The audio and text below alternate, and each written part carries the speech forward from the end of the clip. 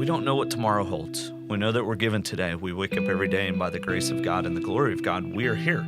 And so I can either choose to live miserable, live in the what ifs, or I can live in the moment. I live in the core values that I was raised and brought up to be, and focus on that. Focus on the joy. Focus on the love.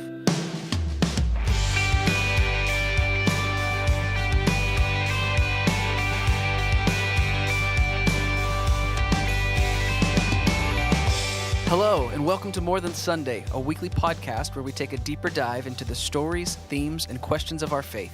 My name is Josh Fitzpatrick, and I'm one of the associate pastors here at First United Methodist Church, Richardson. And with me this week is one of our worship directors, Eric Tchaikovsky. Hey, how's it going? I'm doing well, and yourself? I am great. Excited that we are officially in the Easter season That's now. right. We had a really incredible day of worship on Sunday, celebrating Jesus' life, death, and resurrection, and we are excited to be in this season now, and we're moving into a new series to continue celebrating that, called Because He Lives, over the next several weeks. Josh, what does that series look like? So we often get to the end of Easter, and we have this mountaintop spiritual experience, and then we are faced with the what now question. What do we do now? We've celebrated the biggest holiday in the Christian calendar. And so over the course of the next 5 weeks, we're going to be looking at what do we do now? And our reference point are stories from Scripture. People who ask that same question as they were faced and interacted with the resurrected Christ. What did they do after the Easter resurrection? And how does that apply to our lives still today? And so how does resurrection apply to our lives? How does resurrection give us a new lease on life, potentially, see life in a different way, reframe the narrative for us? We are really excited today to talk to somebody who's a church member of First United Methodist Church, Richardson, and is really keen on living life to the fullest in that resurrection mentality. We're excited to welcome Phil Martin.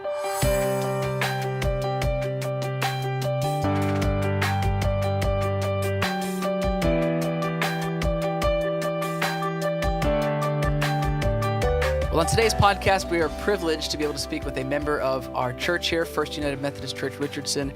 Just an all-around good guy, family man, a lover of life. It's good to have you here today, Phil. Man, Josh, thank you so much for that intro, and thank you for those kind words. It's really an honor myself to be here, and having been asked to be a part of this, I just love giving back and love sharing my story and my philosophy. So thank you for having me. Our pleasure. Let's dive right into it. We want to maybe set up some context for those who are listening today. Would you tell us a little bit about who you are, how you made your way to our church? Yeah, so I grew up here in Richardson. We moved to Richardson when I was 5, and honestly, Josh, growing up, and I've shared this a lot with people, I didn't really have a church home, if you will. Bounced around a lot, did a lot of sporting events where Sundays were really about, where's the next hockey game? Where's the next soccer game? Where are we going? And so I was a quasi-member of First United Methodist Richardson in middle school and maybe even a little bit into high school, but really found my way back here officially when I was married to my wife, Wendy Martin, in 2010. And she actually grew up in the church and has been a member ever since it was over on the Beltline campus. Oh, yeah, okay. And so we talked about it, and, ultimately this was always going to be our home. This is where we were going to raise our children, and this is where we've built a foundation. So anyway, that's kind of the crux of it and how I got here and how we are here today. So, Phil, you made the comment about raising your kids in the church. Why do you and Wendy feel like that's an important part of your family life and your kids' faith journey?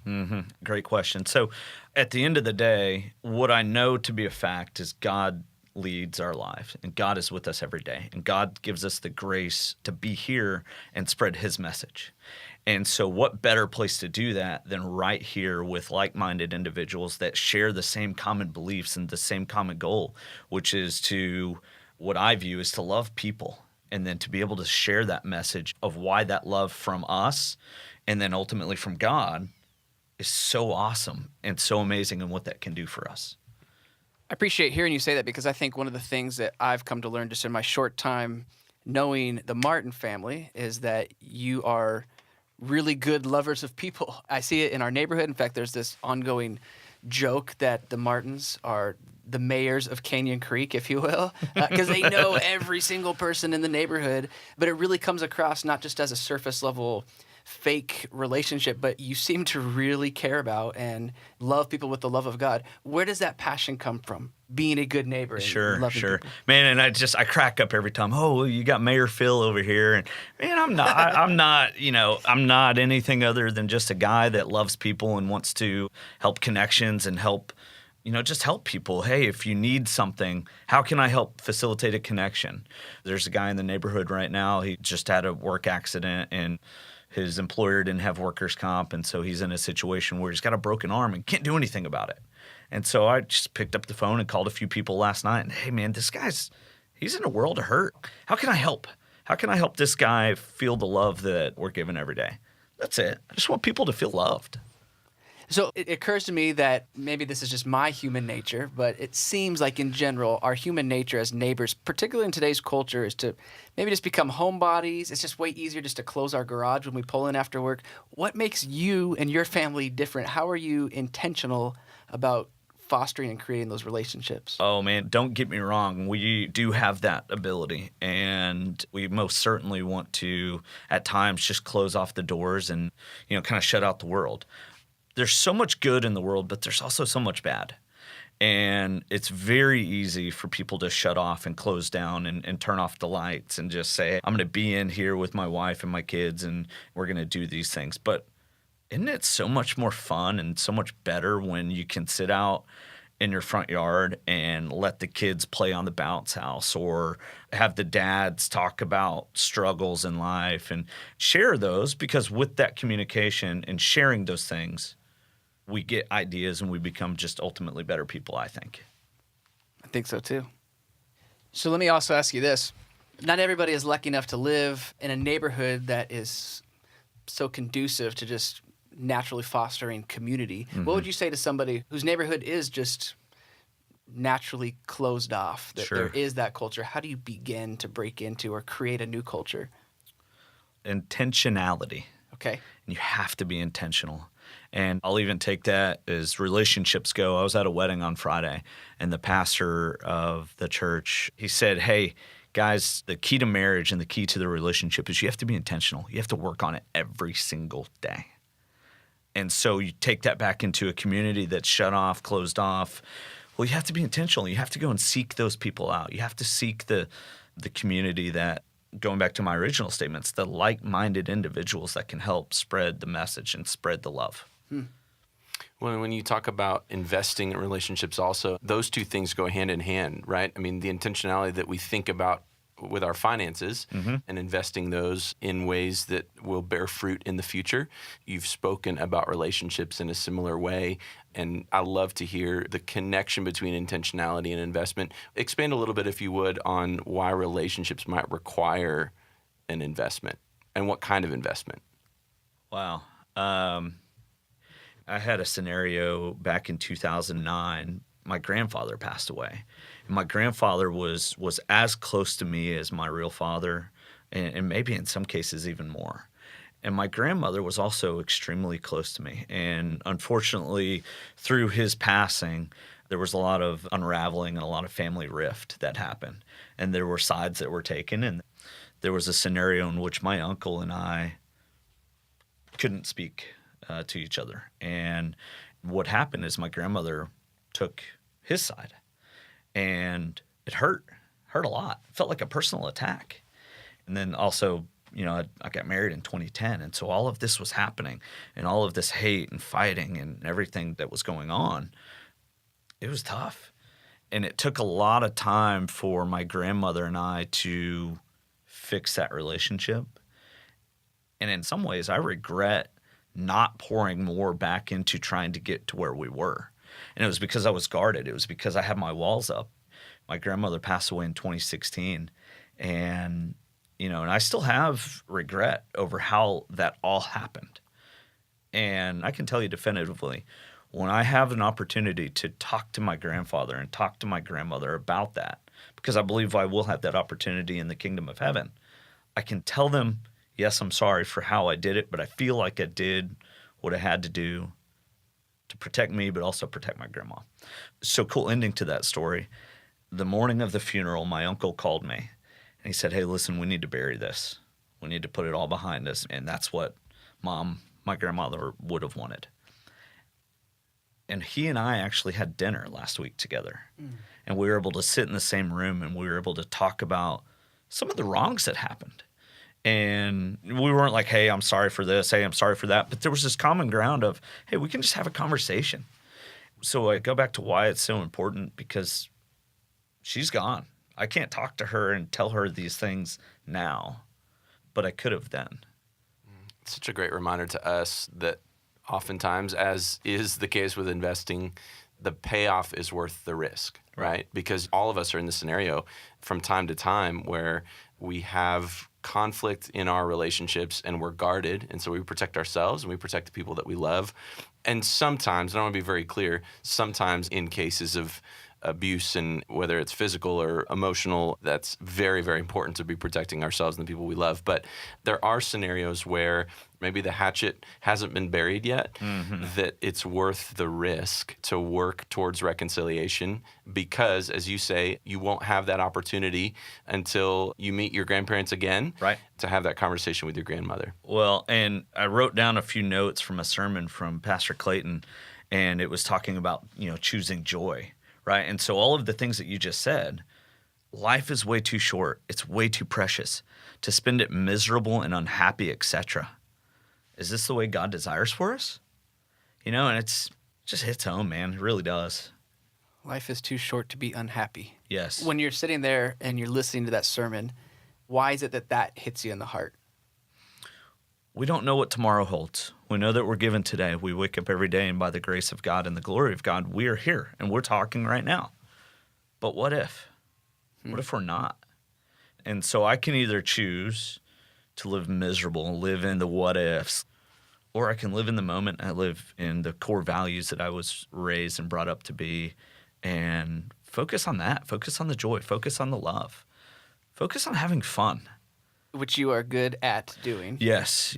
And I'm very public about saying that my wife is the one that is gracious enough to allow me to do these things. Yeah, it's probably wise to say. And just a little sidebar here, I just got back. In fact, on Tuesday, I spent the last 4 days in Minneapolis for the national championship. For those who don't know, I'm a Texas Tech Red Raider fan. And so the way that all started, in college, it was a first-come, first-served basis to get into the stadium. Okay. And so my roommates and I would go and we would camp out for these basketball games because we wanted to be the first people there. And this was a bond that, in hindsight, started in 2001 with these guys. And the cool part about the story is twofold. One, it's 1 o'clock in the morning on a Friday night, and one of the most generous men that I know from Texas Tech pulls up in a coach tour bus. And when I tell people about this RV or coach tour bus, people are, oh, yeah, that's really neat. No, you don't understand. This is a 45-foot rock star. Bon Jovi has to be in this thing, rock star bus. This was in college? This was in college. Okay. And it's 1 o'clock in the morning. Okay. It's blistering cold outside. And this bus rolls up, right? Honks his horn. Bah, bah, bah. What in the world? And so we all go down, and this guy comes out. Hey guys, so excited to see you here, man. I'm really proud of you guys for the love and support you're showing Texas Tech. Can I offer you guys some food? Are you hungry? He pulls out his grill from the side of the bus. He throws some chicken on there. He serves us food and drinks and lets us come into his bus and get out from the cold. And so that started what is now a lifelong friendship. My sister ended up marrying his son. Okay. And so this guy, initially he was my best friend, and now he's literally my brother. And we went everywhere, Josh. We went to New York. We went to California. Anywhere that Texas Tech football or basketball, we went. And this was like my fraternity in college.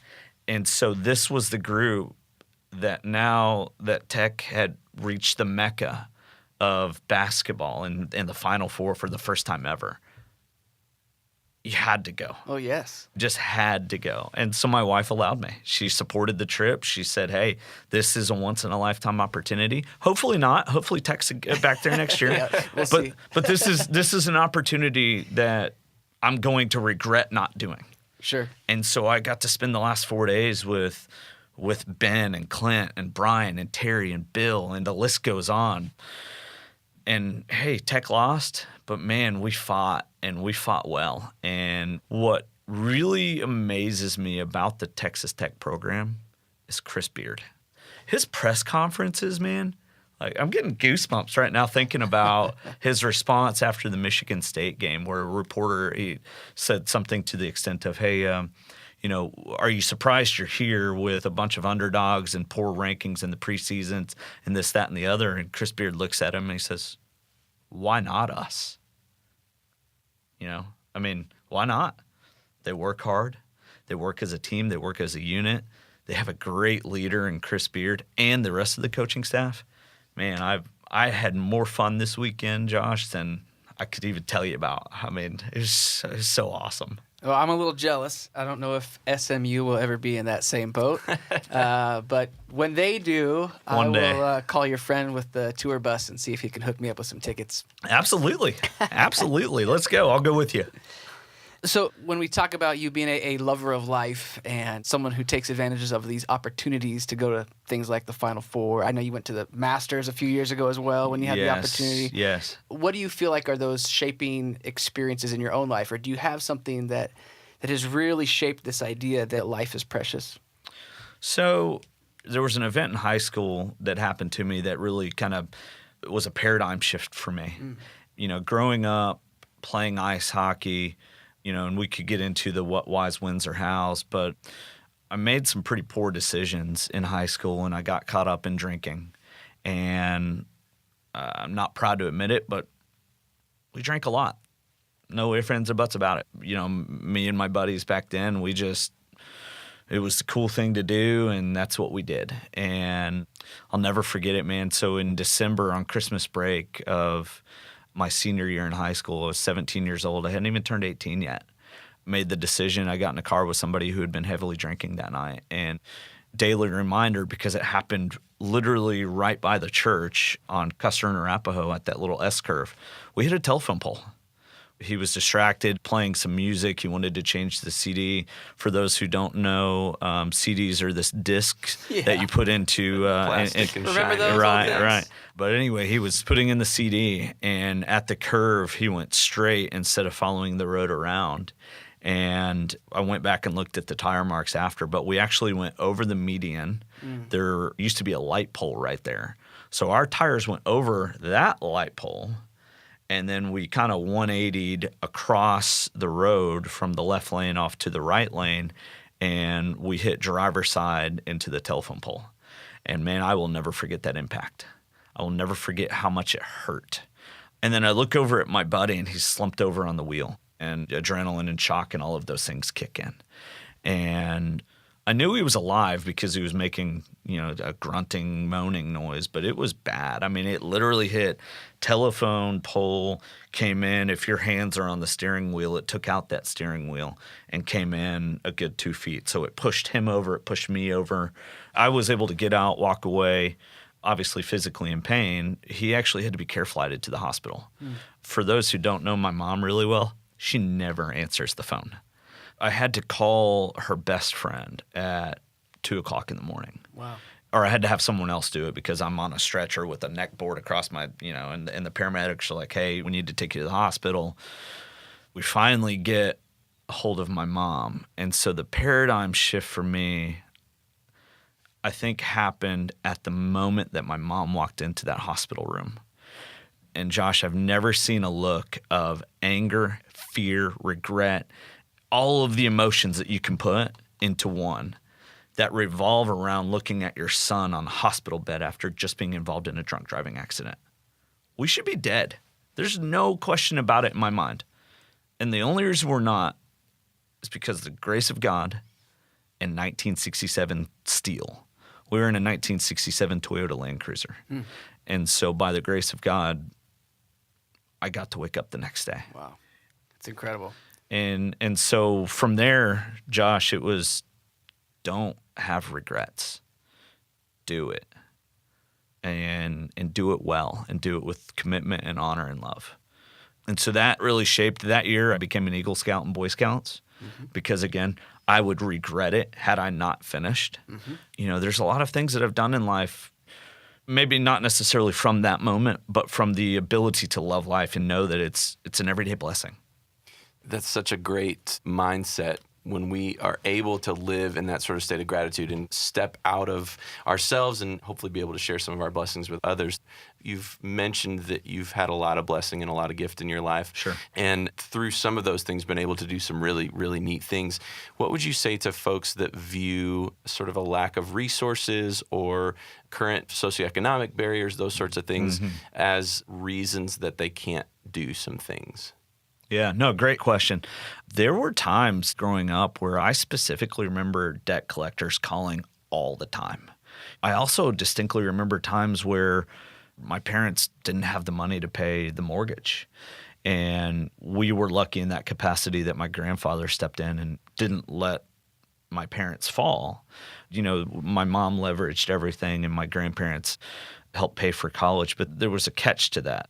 The deal is after I got out of school, after I got a job, I had to live at home and I had to pay for my sister to be able to live in Lubbock. And man, I wrote that check every month with joy. How cool is this, right? I get to let my little sister stay and do what she's doing. And we made it work. One thing I love about your college story is looking at it from the perspective of your sister, and she was wanting to just do it, just go to college, but she wasn't able to. Sure. And so she needed you, who had already done it, Right. to help her have the opportunity to do it. Talk a little bit about our responsibility now. You've kind of come from receiving debt collector calls through your childhood to being in a position now where you're actually able to hire employees. Sure. How does that change your responsibility now in the world?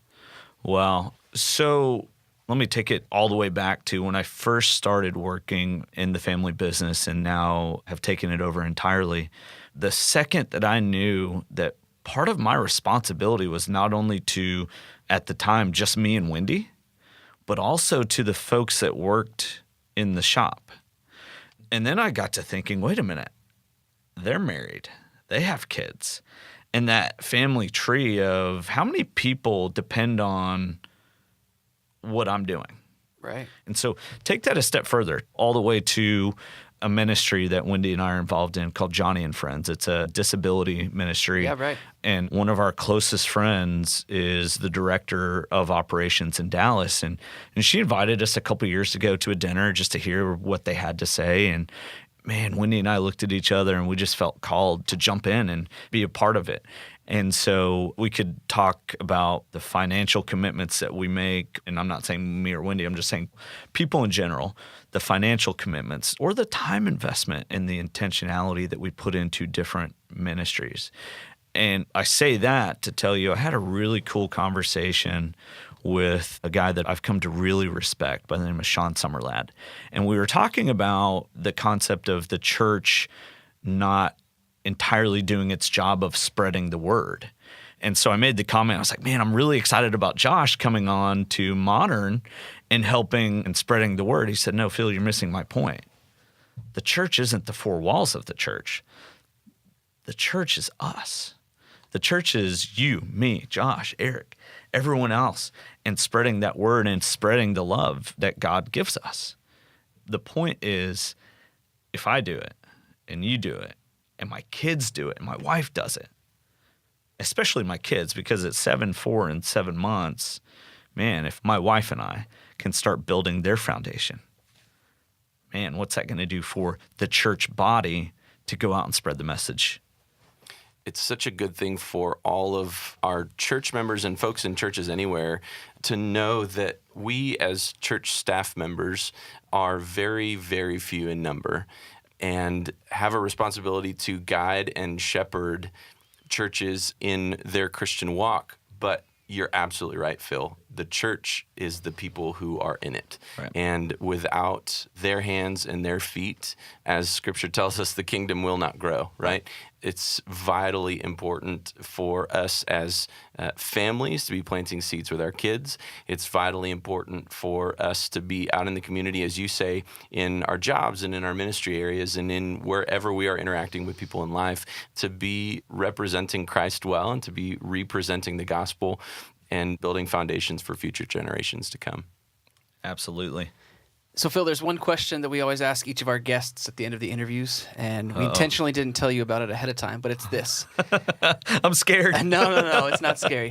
Up until this point in life, what's one thing you wish someone would have told you? Oh, man. What is one thing in life that I wish someone would have told me?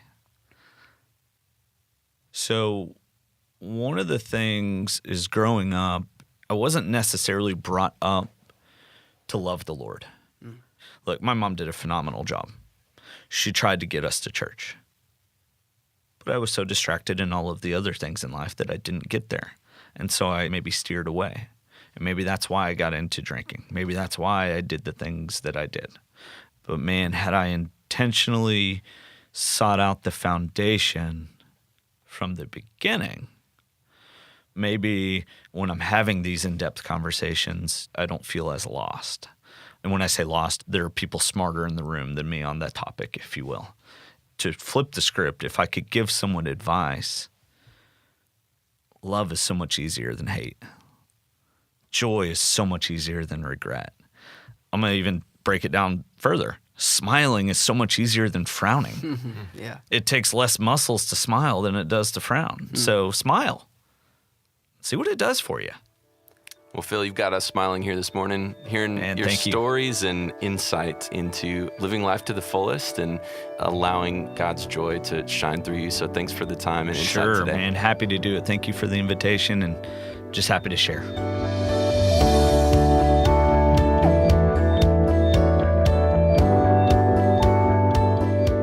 One particular thing that Phil said that rings really true to my own heart is that ability that we have to be intentional in fostering relationships with one another, whether that's in the context of your business or your family, as he talked about seeking forgiveness and reconciliation, or being intentional in our neighborhoods to embody God's love in the world.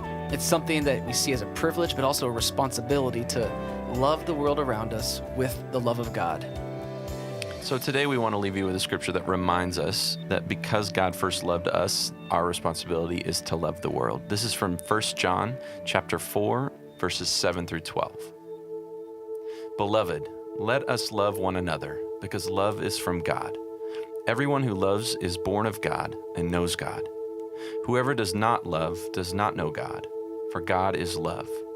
God's love was revealed among us in this way. God sent his only Son into the world so that we might live through him. In this love, not that we loved God, but that he loved us and sent his Son to be the atoning sacrifice for our sins. Beloved, since God loved us so much, we also ought to love one another. No one has ever seen God. If we love one another, God lives in us, and his love is perfected in us. Thank you so much for tuning into this episode of More Than Sunday. If you like the podcast, please feel free to share it, go online and leave a comment, or give us a rating so that others might hear about us. We've got a new episode coming out every Wednesday, so make sure you also subscribe to the podcast on Apple Podcasts, Google Play, or on Spotify to not miss our next episode. If you want to find out more about First United Methodist Church Richardson, you can find us online at fumcr.com, as well as on Facebook and Instagram.